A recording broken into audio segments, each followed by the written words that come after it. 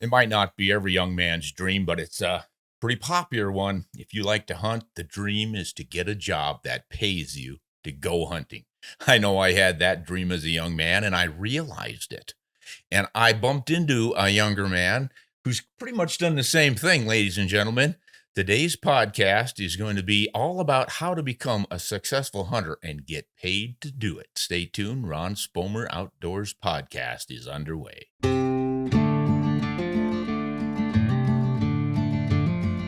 Hey, everybody. As promised, here is a man who has found out a way to get paid to go hunting.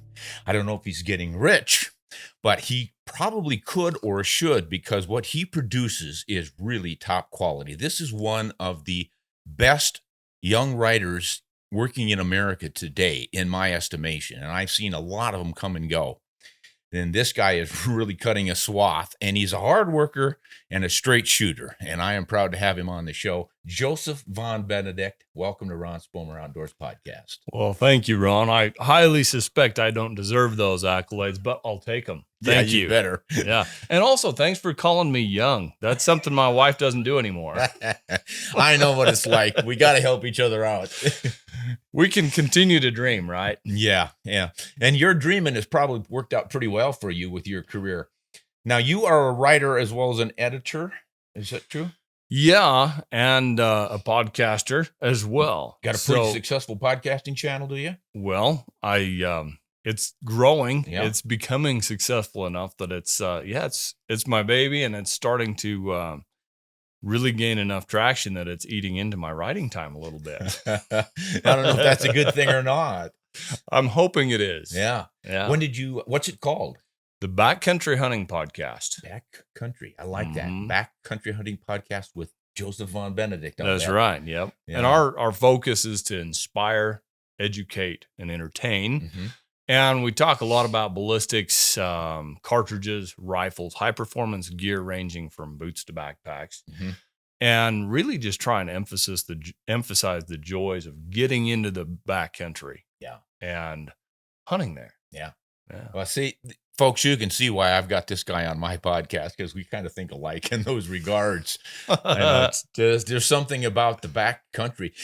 I don't know, Joseph, if this worked for you, but when you were a kid, were you just enthralled with the whole idea of getting back into no man's land where no one has been before? Absolutely. Yeah. I used to wander the high country of southern Utah. Now, most of southern Utah is desert country, right? But there are high country mesas down there that are 7,500 feet in elevation, and it's sagebrush and juniper trees, and very rarely a big deer, right? And I loved hunting that country, but spent a lot of time at high altitude as well. The plateau that I grew up under was, the highest point on it was, if I remember correctly, just over 13,000 feet. Whoa. And it's a plateau. Most of it was just over 11,000 feet. And it was high enough to take your breath away when you climb up there, even as a 20-year-old. Now, southern Utah is getting pretty far south. Was it high enough that you had fir trees and quakies?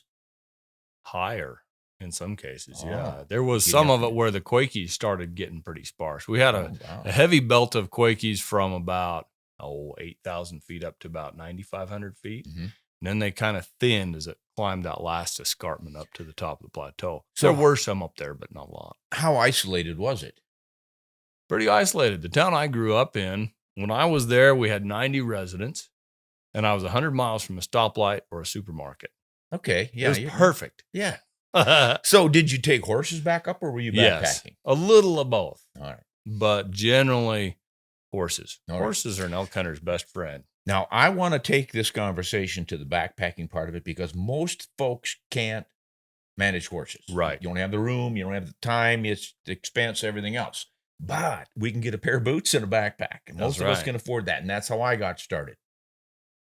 So let's talk about the backpack hunts and why you like them so much. What advantages you think they have?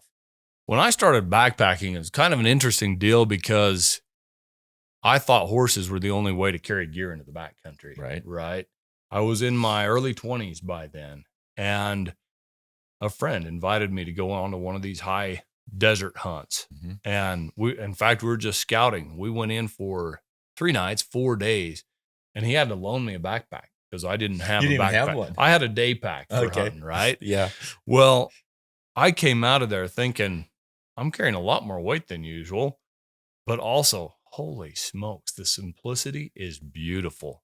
You don't have to worry about hobbling horses out, Yep. making sure they're getting enough feed. You don't have to take them to water every time. Yep. You don't have to be concerned about your friends that aren't capable horsemen enough to stay out of danger, Mm-hmm. because horses can turn dangerous very quickly. And I've experienced that firsthand. Mm-hmm. But I ordered a backpack that week because I loved the simplicity of it. I realized I was working harder. My striking distance was limited, but my nomadic ability was greatly enhanced because I wasn't tied to a camp sufficient for horses. Yeah. Yeah. You can go places with horses that will wear you out when you've got a backpack on. But with a backpack, you can go where the horses can't go because they are feeding somewhere and you don't have time to take care of them. That's right. And geez, I mean, I was young enough and poor enough that I used a lot of different horses that, some of them shouldn't have been in the backcountry with youngsters that Yeah. were, they believed they could do anything. A good horse is a beautiful thing. A bad horse is the devil itself. Would you ever get hurt with them? Oh, I've been hurt on quite a few horses. Yeah. I've got a couple of compressed discs in my lower back as a result of coming off of, I was actually doing gun training on a young mare that I had broke, and I thought she was further along than she was. Oh my God. The gun went off and so did you. I'll bet. Well, no, I actually pulled it out of the scabbard under my saddle Yeah. and went to rest it across my saddle bows like you would if you're ready for a Yep. shot, right? I was out in my dad's hayfield.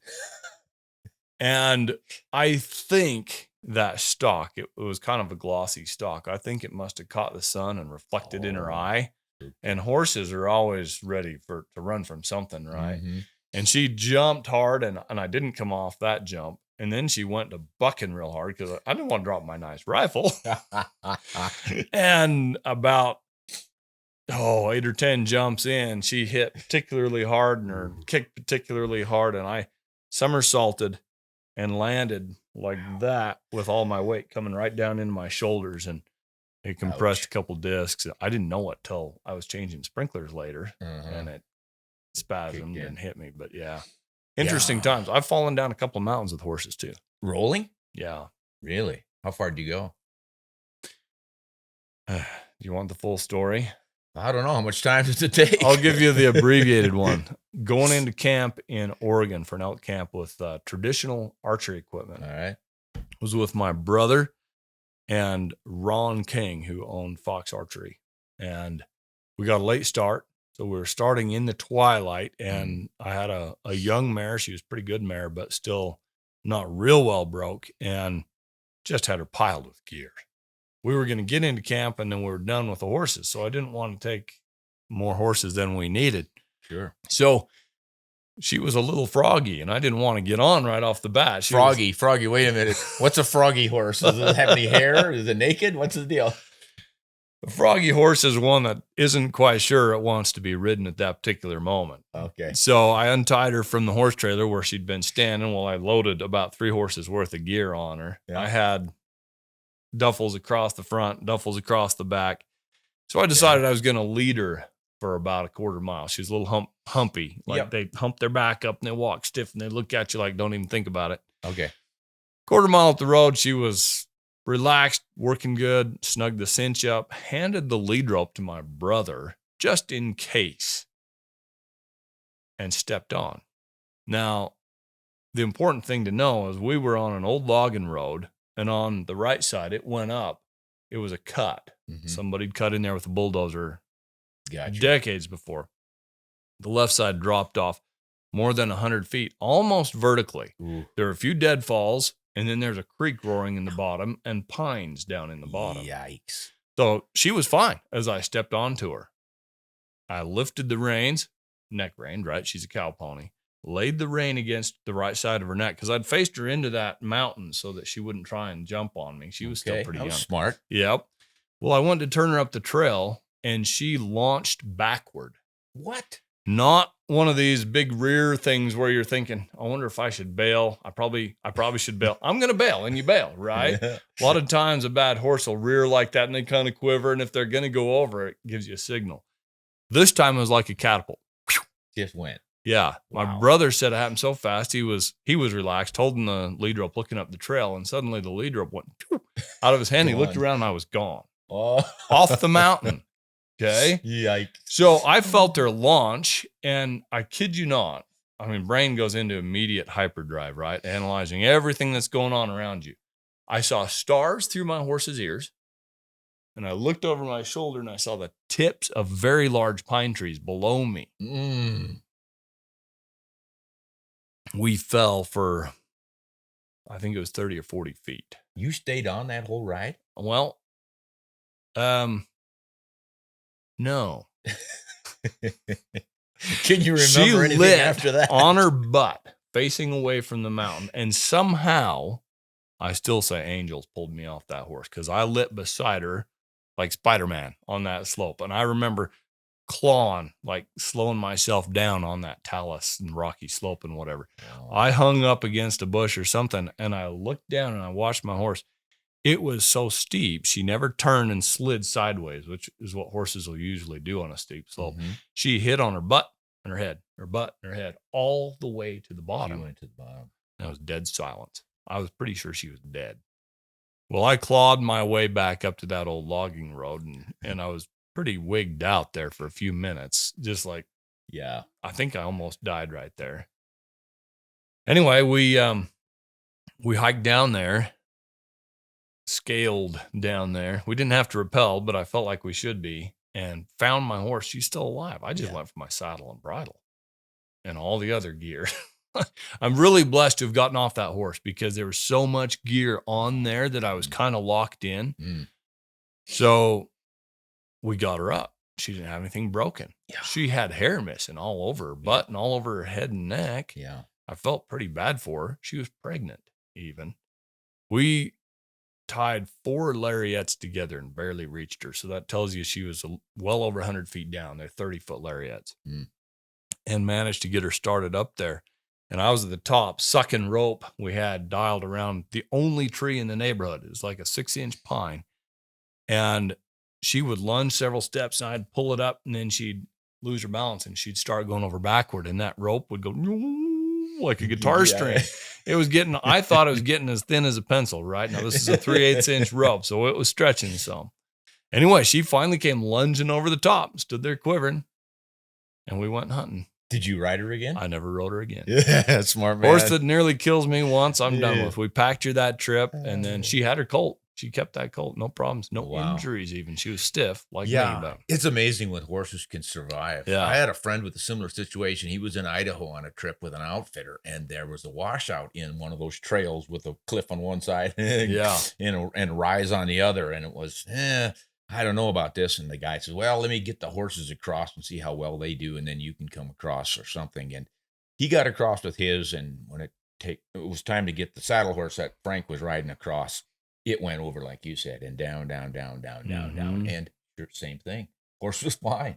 Fortunately, he was off, and all the gear got scattered and everything, but he had taken his gun and his fly rods and stuff off. Thank goodness. Smart man. Yeah. But he said he had to spend the night on the mountain alone because it was so far down to that horse that when the outfitter got down to it and yelled up to him that she was okay, it was dark.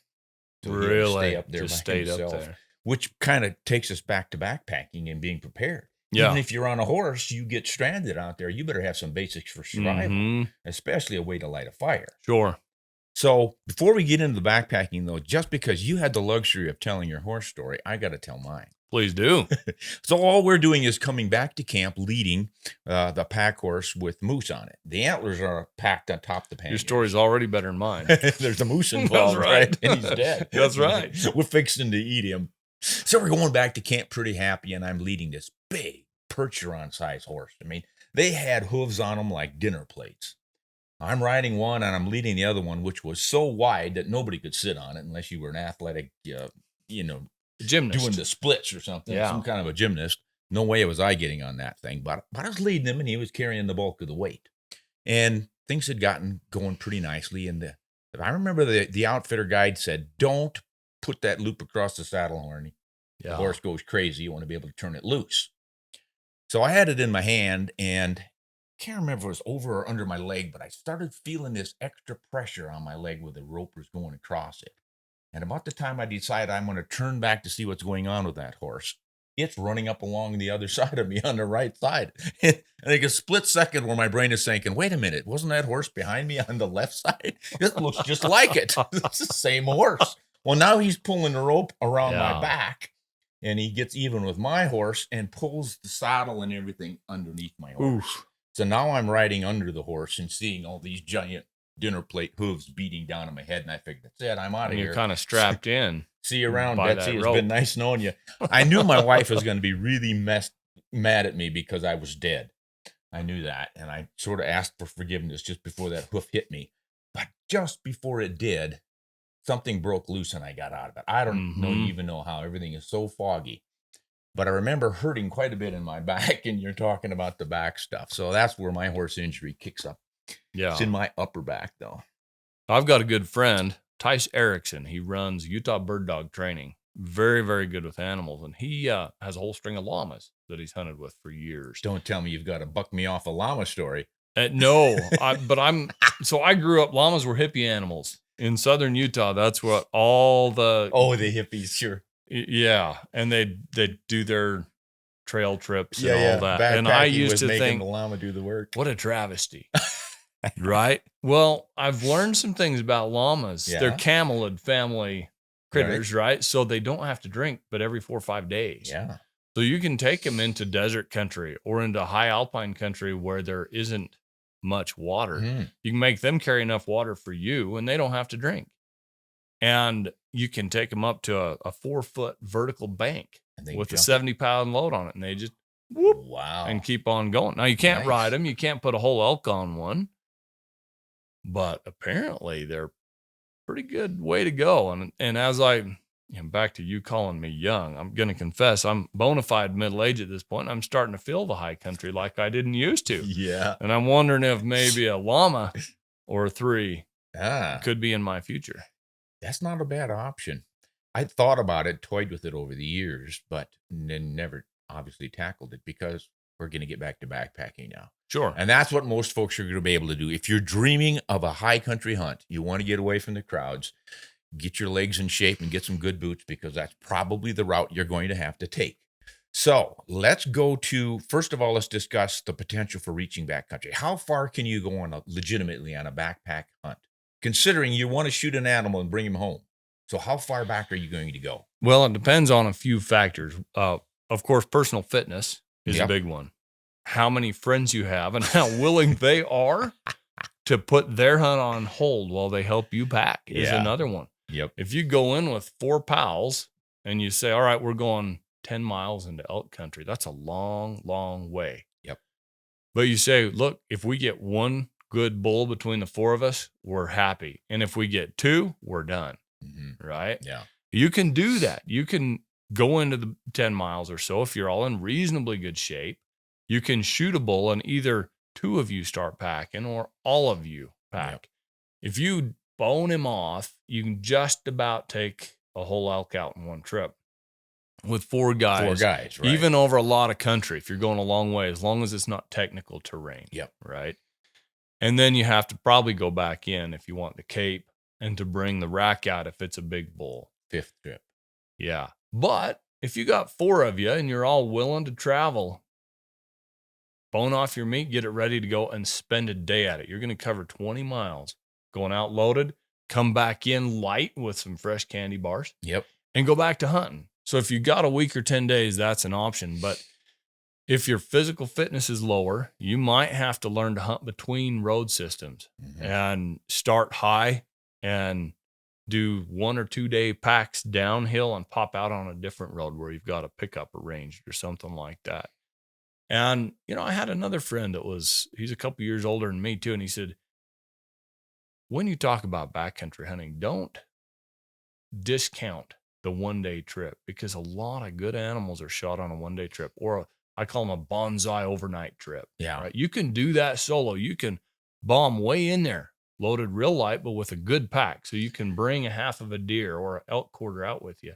And if you shoot something, whether you do or not, you're coming out the next day. Right. You shoot something, bring what you can, go back in with friends. So you don't need to bring a stove. Right. If you watch your weather, you might not even need to bring a tent. Yep. You could even bivvy out and not even bring a sleeping bag, although that gets really uncomfortable. You got to be tough to do that. Right. Yep. But yeah, you're welcome to do it that way. That is the logistics that they definitely don't consider in the romantic side of this stuff. Like when I got started, It was like, oh, it's so easy. Your house is on your back, so you can go wherever you want. Wait a minute. What about water? What about enough food? And then what about that elk when you shoot him? You've got to get him out now. And there's another big factor in that, and that's your season. If you're a bow hunter, you don't have a lot of time because it's going to be hot during the middle of the day.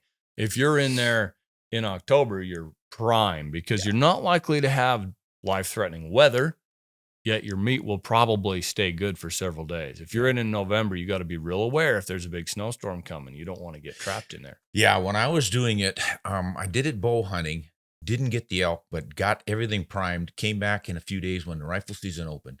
Half a week or whenever it was, and I knew where I needed to be and when and how I was going to go about it. Shot that elk. It took me 5. I was solo, so it took me 5 trips to get him out. Sure. But it was a similar thing to what you were talking about off the road, not going really deep into the wilderness. What I've discovered about the roads is that your road hunters will go in 100, 200 yards, and then they start to get nervous and then back out again. It's the old, you got to pack a frying pan if you shoot one back in there. You have to eat him on the spot because you'll never get him out. Heard that once or twice. Yeah. So all you have to do is get past that, and then you've got this gap before the backcountry guide and outfitter folks are working the ground. There's that little narrow strip in there.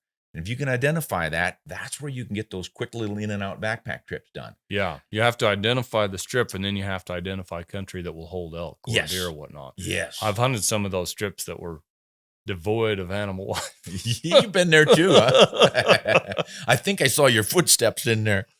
Could have been. So there's a couple more elements to this. As you age, generally you start becoming a little more capable of buying good equipment. Yeah. My early equipment, I bought a really good backpack, thankfully.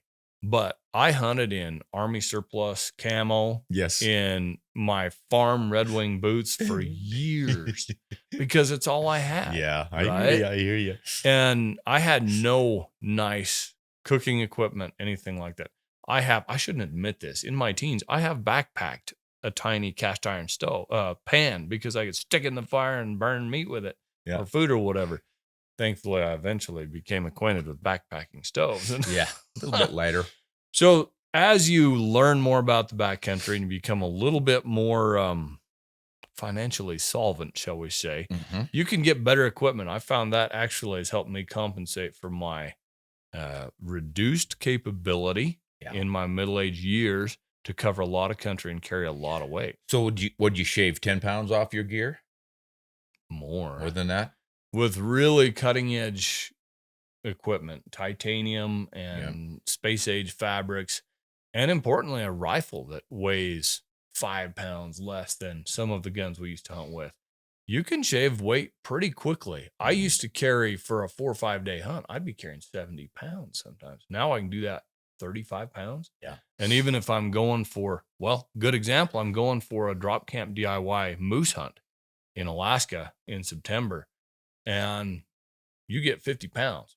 That's it, plus your rifle. Right, because of the plane flying you in. The Super Cub can only handle that much. So you have to really focus to whittle your gear down to 55 pounds. That's all your gear, all your food. I hear you. Emergency gear, cooking gear. Been there, done that. Yeah. Yeah, should I take the knife or should I just gnaw my way through that hide? Is there obsidian in the area? So the backpack is getting down to 35, 40 pounds. That's good for a week. You think you stay alive for a week with it? If I had to. I'm more comfortable for 3 or 4 days. Yeah. So one thing I've noticed about the pack is obviously you've got your basics that you have to have, whether you're out there only a day or 6 days. You've still got your tent, your stove, your sleeping bag, your pad, some of the basics, unless you want to really rough it. Yeah. So your weight's going to be similar. And then you get down to that rifle, and that's where you can really save some weight. And a lot of people will laugh at me and say, "Oh, what? If you're not man enough to carry an 8-pound rifle or a 10-pound rifle." I mean, I've got friends around here who are anymore. Huh? I'm not anymore. Well, exactly. Because I don't have to. Yeah, that's the thing. It's like, okay, you want to be strong or you want to be smart? Yeah. You can be both, but generally there's one or the other. I have friends around here who think elk hunting in the mountains needs a lightweight rifle, so they use an 11-pounder with a 28-inch barrel. That is not a light rifle. No. So you know what a light rifle is. Let's tell everybody what a backpacker's rifle is going to weigh. Okay, so just a little background. I grew up hunting first with a 1903 Springfield sporterized rifle, and I think without a scope, it ranges about 9.5 pounds. Sounds with a about scope, right. It's 11. Yeah. Okay. There Then you I go. went to a Winchester Model 70, classic Jack O'Connor rifle in 270. Scope that weighs about 9 pounds. You didn't Big go. improvement, really. Yeah. That's like nearly 20%. These days, if I'm hunting mountain terrain, particularly technical mountain terrain, I want a rifle that bare weighs no more than 6.5 pounds. Oh, you go that heavy? If I have to. I said no more, right? Okay. So there are some trade-offs. The lighter your rifle becomes, the more difficult it is to shoot accurately. For us humans, that doesn't mean that a 5-pound rifle can't shoot extremely well. It just means that it's harder for us. The lighter the weight, the less inherent mass there is to dampen and basically cover up our human errors as shooters. Twitchy. Yeah, and I don't know about you, but even, I can shoot really consistently from the bench. I can even do pretty well in shooting competitions, which I've done since I was 14. But you put me in steep mountainous terrain on loose ground with a giant critter downrange, and it's been 8 hours since I had a meal, and my heart rate's through the roof because There you go. yeah, surfing waves of adrenaline. That 5-pound rifle is not as easy to shoot well. So work on your fundamentals if you want one of these rifles. Yeah. So the way you can create one of these is order a custom rifle or buy what I consider a semi-custom rifle, but a very high-end premium rifle, something like from, well, our old friend Lex Webernick has built a lot of very nice ultralight rifles. He has. Proof Research has their Glacier TI rifle, which is guaranteed to shoot 1/2-inch groups at 100 yards. If you're the shooter enough to do it and you use the right ammo, right? 5-pounder? I think they're more like 5.4. Okay. Depending, of course, on cartridge, if you have a long action, short action, or whatnot. And then, well, there's a new Idaho company, Altera Arms. I think you're familiar with them. Yes, they indeed. offer a fantastic accuracy and reliability guarantee. Incredible accuracy. Yes. And light. And they're very light. Yeah.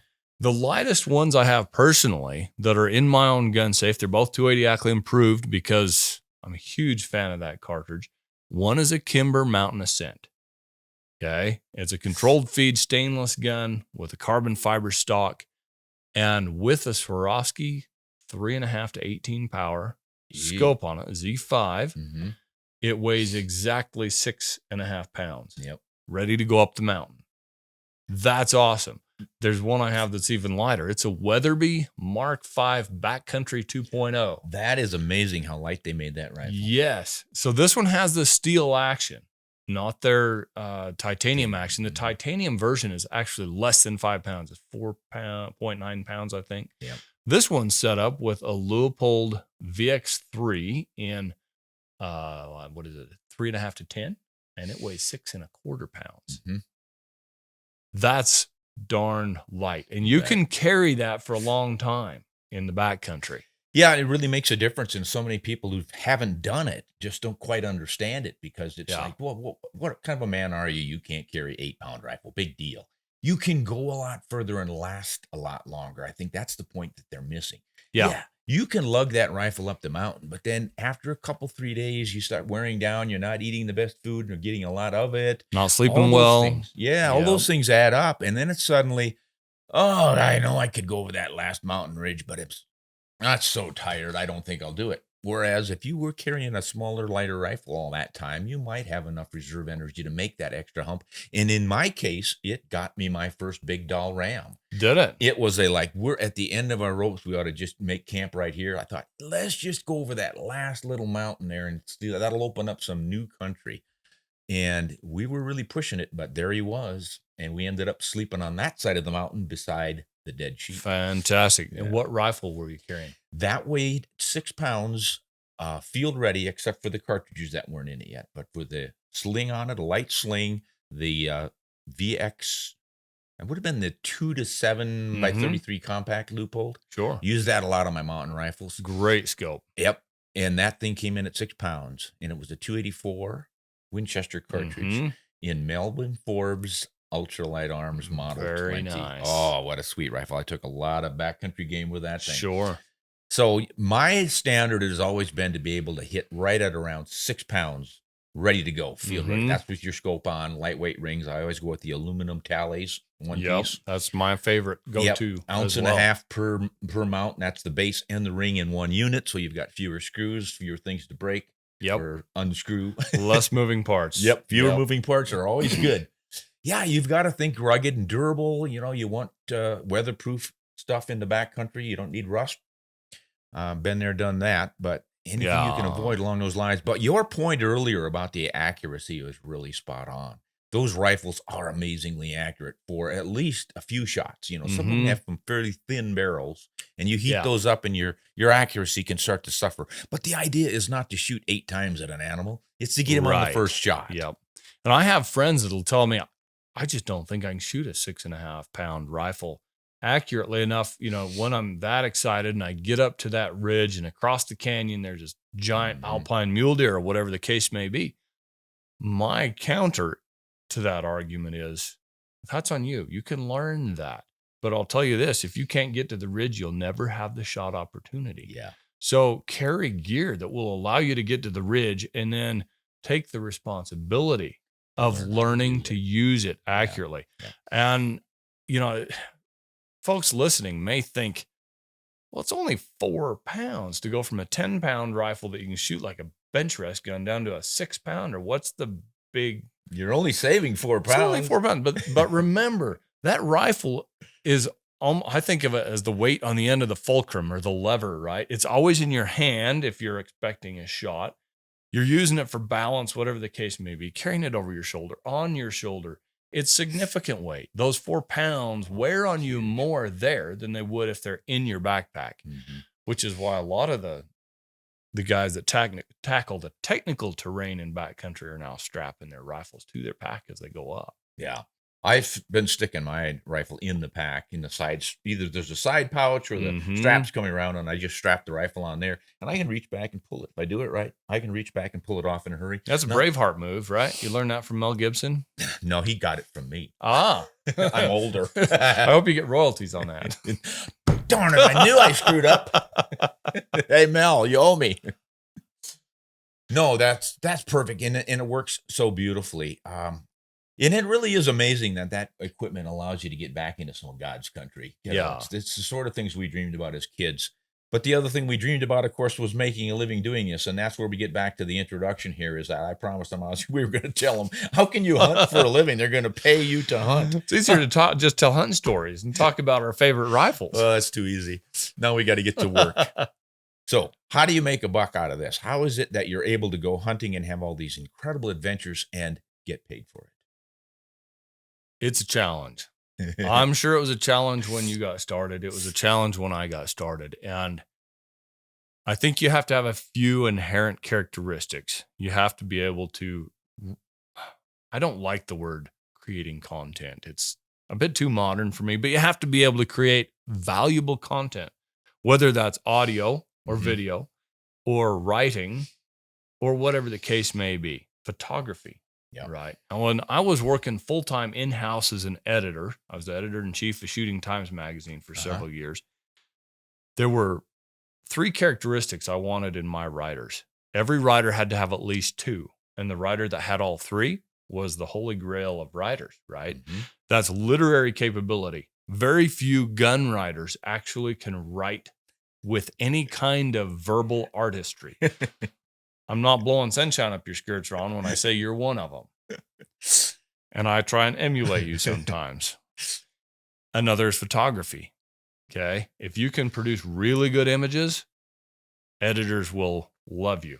Good writing, good images, and then The one that you cannot go without is authenticity and authority. Bingo. You have to be authoritative on your subject, because no matter how good a story you can tell and how good your photos are to support it, if you don't know what the heck you're talking about, nobody's going to buy it, literally or figuratively, right?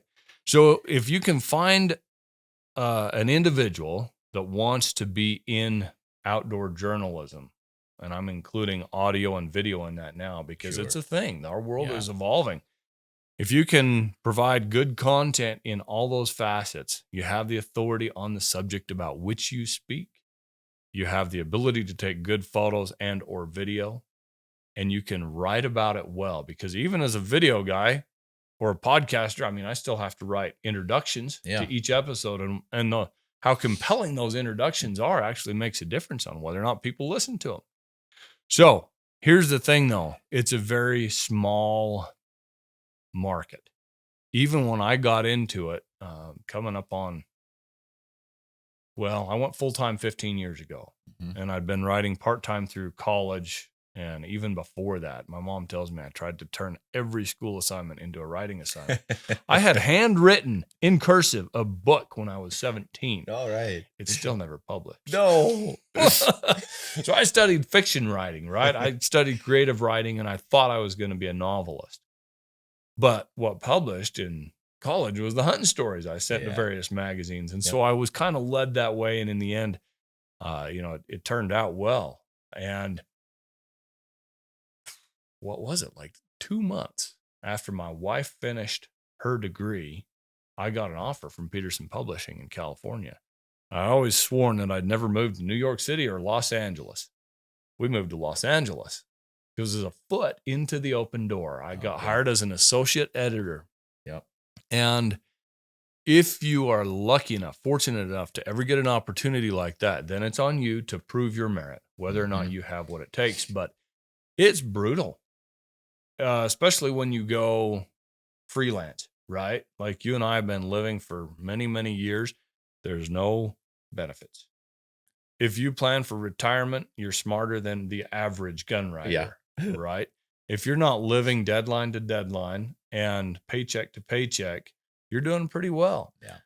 The old editor, Jerry Lee, was a prince of a man. He's passed away now, but he's the one that hired me out of LA. He and Scott Rupp, who I still work for now. And Jerry looked at me under his eyebrows when he was doing my final interview and said, if you went and wrote for a shoe magazine, you'd make 3 times as much money, right? Shoe magazine? That's exactly what he said. And I said, well, Jerry, I don't want to write about shoes, and I don't know anything about shoes, so I couldn't anyway. I want to write about guns and hunting. He said, all right, you're hired. Yeah. Well, it's pretty obvious. You've got to have a passion for the subject. Yes. I'm sure there are people who could write about anything because they know how to write, how to communicate. And that's definitely their base. Boy, if you can do it when your heart's in it, that comes through in your writing. People read it, and the authenticity that you mentioned earlier, that all comes through when you're writing about something you know and love. You give it that extra touch, and it just comes across as the genuine item. And that's what I've noticed about your writing. I noticed you years ago when you popped up. It's like, this guy is not just some wannabe. He's the real deal. I've still got you fooled, Ron. Well, that's the whole. Thank you. I appreciate that. That's an honor to hear that from you. Well, that's the whole program. I mean, I think that's why when we were kids reading who we read, you recognized a certain authenticity in that writing, and you read more of it. And I think the editors see it as well. And when you're broadcasting like this or doing videos, but one of the mistakes that I see so many young people make now, obviously the big draw is video these days. Yeah. Not so much the writing. The magazines are going away, unfortunately. Yeah. But the kids want to be doing videos on getting on TV. Mm-hmm. But what they do is they mimic precisely a show that they've already seen, or 2 or 3, and they all end up looking the same. And they use the same buzzwords, and that they're going to hammer him, and he's a shooter buck, and they've got the cliches all down. But that's the problem. Yep. The whole production comes off like a cliche, and you lose that originality and that authenticity. What would you say? What would your advice be to young people who want to get into this, in addition to what you've already told us, though, so that they avoid that cliche problem? Well, first, study cliches. when I was in the most influential writing class of my life happened in Rexburg, Idaho, under a professor named Jack Harrell. And we studied the 3 genres. And in there's a chapter on cliches. Uh-huh. And just like metaphors and similes and all those other things that I've forgotten most of what I learned about, Right. cliches were, we dissected them. And he hammered home to us that they were, the very essence of bad writing. And that comes through in your speech. I mean, whether you're putting a smackdown on Big Nasty with all the trash off his antlers. Exactly. Or whatever the case may be. You got to learn to make your voice your own, whether it's in writing or recording just pure audio like I mostly do for my podcast, or video like we're doing right now.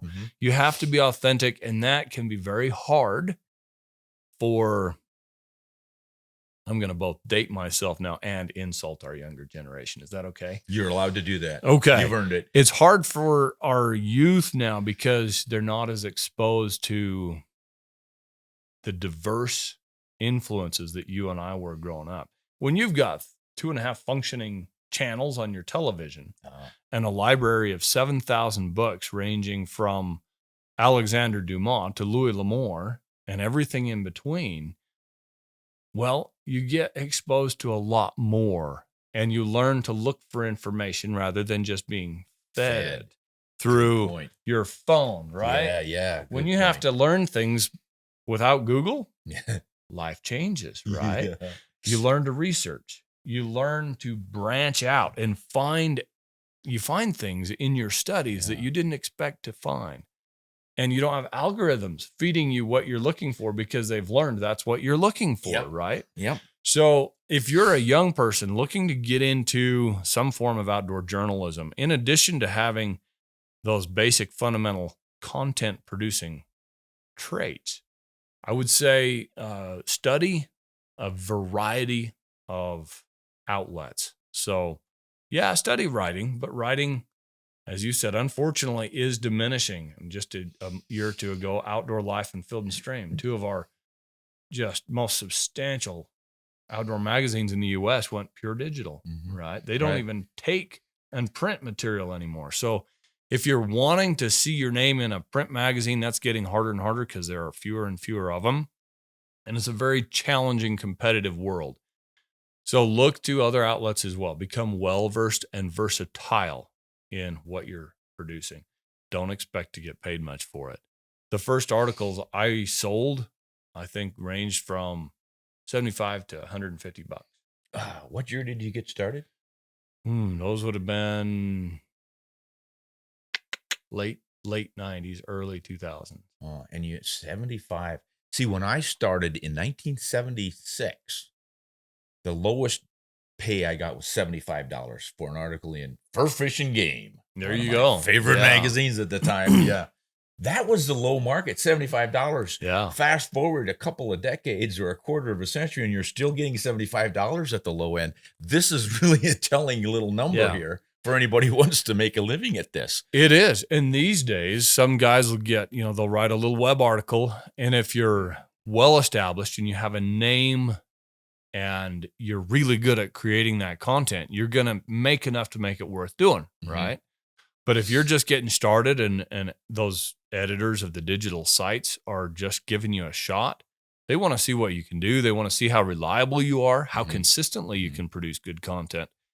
And they don't want to pay while they give you your shot. So I know of guys that have been offered like $40 for a little brief web review or whatnot. I mean, throwing it back, a friend of mine, a fellow editor, once popped into my office bursting with excitement in Illinois. And he said, I just found out that in the 1960s, Field and Stream once paid Robert Rourke $10,000 for an article. Oh. You could almost make a living at that, right? Just about. Now you line that with inflation. Yeah. These days you could buy a brand spanking new tricked out diesel pickup for if somebody the actually value had of that them for article.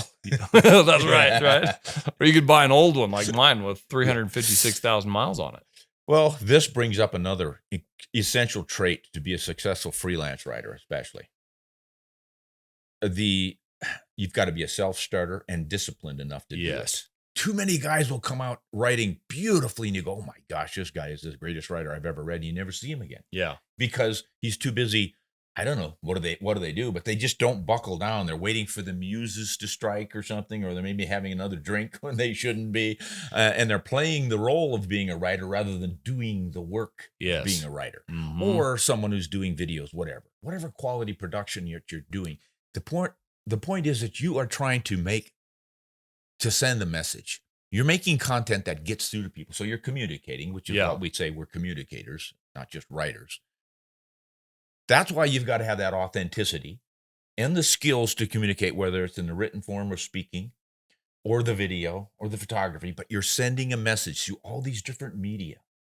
And that's the important thing. You mix your authenticity with hard work and sticking to it. I think you can be successful, but it is tough because you've got to crank out volume in addition to quality, right? Yeah. Quality, authenticity, and volume. And the worst part is a lot of people pay on publication. Oh, yeah. That's less of a problem now that it's digital because sometimes your article go up the same week you submit it. But in the print world, you could go 4 to 8 months before you see a check for the work you're doing today. Yeah. And I think some of those great literary potentials fall by the wayside because they have little kids to feed and they can't wait 4 months to get paid for that work. Yeah. So they go get a job. Well, a real job. That brings up the old line about how do you make $1 million as a gun writer? Start with 2. Yes. That's a great And method. a lot of guys did it that way. You'll end up with $1 million and a few nice rifles. So you mentioned the artistic nature. Unfortunately, many great literary personalities have that creative, artistic nature that is not a self-starter, self-driven personality. So I don't know if you knew this, but my father was an internationally known painter, an artist, right? Landscapes, exotic tropical landscapes. Really? He taught at a university for 38 years. And so I grew up with flocks of his students around us all the time. I'd go on field trips with him when he took his students out and so forth. And I saw dozens and dozens, hundreds of students with great potential that never made it as an artist because being a painter is a lot like being a writer. Your professor will tell you, you got a 1 in 100 chance, and I'm being nice, right? Statistically, being generous with the numbers. Yes. I was told that. Now, my wife, Joseph von Benedikt, has become a successful artist, very successful contemporary wildlife painter. And I saw about 6 of my dad's students really make it. And I noticed in every case, what they had was that they were self-starters and they were driven. They were ambitious. They didn't go off and sit by the stream and dream, right? Stream and dream, yeah. And make a little sketch and think that would make a great painting. I think I'll do that someday. They make a sketch. They go home, they put it on their easel and they get out the paints. Yeah. And they spend 8 or 10 hours a day in their studio or their kitchen, if that's where they have to paint. Right. Until it's done. Yeah. And then they start on another one. They're not like, whew, I've just fulfilled myself. Yes, I think I'll take 3 months off. Let's go write a poem. Okay. So there's one other thing I got to say, though, about this process of trying to become a successful money-making outdoor communicator. It becomes a job. Oh, yeah. Deadlines are a beast. When I was working as a full-time editor, I had 2 very, very good writers. You know them both very well, but I'm not going to say their names, that couldn't make a deadline to save their lives.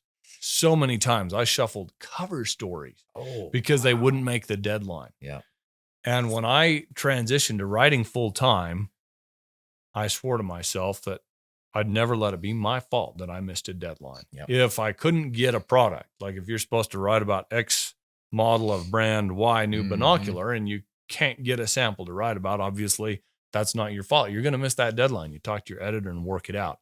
But if you have a shot at this, don't fall flat. Yeah. Follow through, produce the content, and don't let up on it. That becomes a job. You'll become jaded by the hobby that you once loved. And you have to find different channels. You'll go from handguns to shotguns. I got a big thing for nice shotguns right now.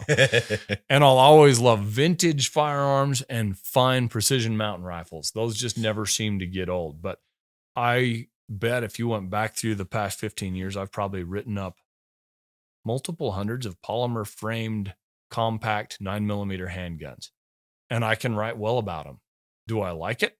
No. But I do my best because people want to know about it. Yeah. And it gets me paid. It pays the mortgage. Yep. And that's where the work part comes in. Right? Yeah. You don't want to necessarily do it, but you're going to. That's right. This is really fascinating. We don't usually break off about this point, but I think we need to keep going because it's not every day you get to talk to a vintage writer who's still active, writing up heart of your game. You're probably at the peak of your career right now. I hate to disillusion you, but it's all downhill from here. Thanks, downhill Ron. after this. Let's take a quick break and we'll be right back. Now, Joseph, you've been making some excellent points about what it takes to be a successful communicator.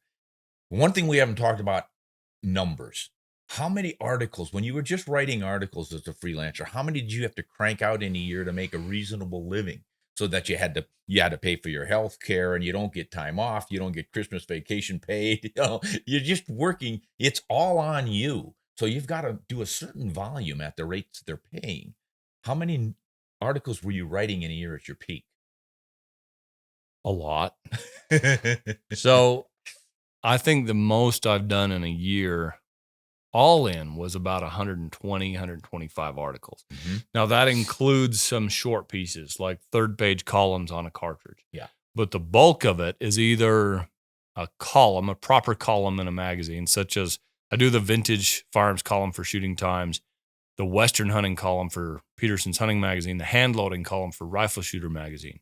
Those call for about 1,200 words and between 3 and half a dozen photographs, sometimes a chart or a spec list, specifications, whatnot. But still, that's not the bulk of what I'm doing, right? Most of them are 2,000 to 3,000 word articles with a dozen to 2 photographs, a bunch of test firing, often hand loading involved. Mm-hmm. And so I usually have between 80 and 100 on contract with the publishing house that primarily buys my work. Okay. And now I would do another 20 or 30 additional assignments if one of the editors needed something. Okay. And of course, when they need something, it's never long-sighted, never foresighted. It's not like in 4 months we have a cover story. It's like, okay, we had a cover story fall through like I was talking about. We need a piece by Thursday and it's Monday. Okay, I don't need to sleep, right? Right. Do this yesterday. Yeah. So what takes me longer than a lot of writers I know is the care I put into my photography. Uh-huh. I have a little pseudo studio in my basement where I've got a couple of good strobes, a high quality camera. It's not brand new, but I know how to run it real well. And I will spend an entire day doing a photo package for a feature article, especially if it's a cover photo. Mm-hmm. Okay. Then figure you've got something like, a cartridge story, such as the 6.5 PRC. When it came out, I wrung it out. I think I had something like 14 hand loads that I worked up and tested. So that's a couple of days worth of working up batches of hand loads, another day at least at the range between letting your rifle cool, doing some cleaning, and making sure that you're not pushing yourself beyond your limits to fire consistent, accurate groups. I'll tell you, people think going to the range is always fun. When you're testing something that kicks a lot and you're doing, let's say 180 to 300 rounds at 100 yards in a day, and you have to maintain your level of precision, it's brutal. It's not fun. Yeah. It is kind of nice being out in the sunshine and the fresh air. And so I still, I can't help enjoying myself a little bit anyway, but it's not always fun and games, right? Yeah. And so you couple all that with the time that then you sit down at your desk with all your research, all your data. Maybe you've done your photos, maybe you haven't, but at some point you have to sit down and write. And then you have to revise, and you have to be humble enough to throw out the crap in your article. It is. I mean, it's what it is. And then you have to be ready to submit it to an editor who throws it back at you and says, "This is crap." Yeah. We need to pay you anything for all that. Yep. Oh, Joseph, you've got story after story, and they're authentic. As we said at the start of this gentleman knows what he's talking about because he's been there and done that. We've got to ring off on this one, Joseph, but this is so interesting. I'd love to have you back. I'd love to come back. Oh, that would be great. We'll do some more on this because there are so many more fields. Every time you say something, I think of 4 questions to ask you about it. We would be here all week. So, hey, ladies and gentlemen, we want to thank you for listening. And if you're looking at this on YouTube's Ron Spomer Outdoors Podcast channel, we appreciate that. Give us a thumbs up. Subscribe if you can. Check out Joseph von Benedikt at Backcountry Hunting Podcast. Yep, Yeah. it's on all of the, Apple Podcast and Spotify and Google, all those. You can find it there. Someday I want to be just like Ron and have a YouTube channel too, but I'm not there yet. Well, we'll get you there in a hurry. Hey, thanks for watching, folks. Remember, hunt honest and shoot straight.